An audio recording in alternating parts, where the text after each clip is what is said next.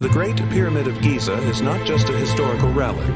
It's a portal to a world of innovation and problem-solving. By understanding how this monument was built, we gain insight into the capabilities of our ancestors and the lengths they went to express their creativity.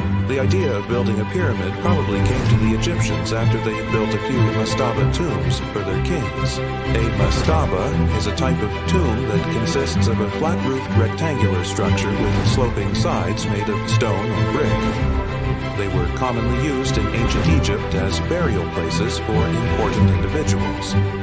However, the pharaohs soon realized that these structures were not grand enough to honor their status, and the mastaba design was gradually transformed into something more monumental.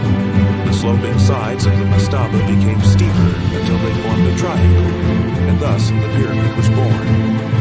Egyptians built pyramids as tombs for their kings because they believed that the pharaohs were divine and would become gods after death.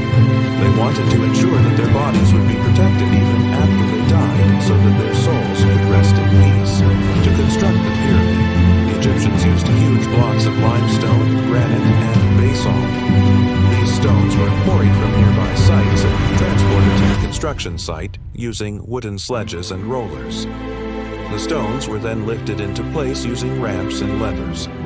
The interior of the pyramid was hollowed out to create chambers and passageways for the pharaoh's body and belongings.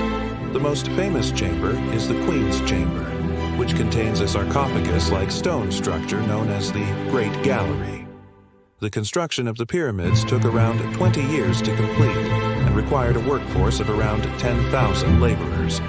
The workers were paid for their services and were provided with food and housing. Many of the workers were skilled craftsmen who had been trained in the construction of pyramids.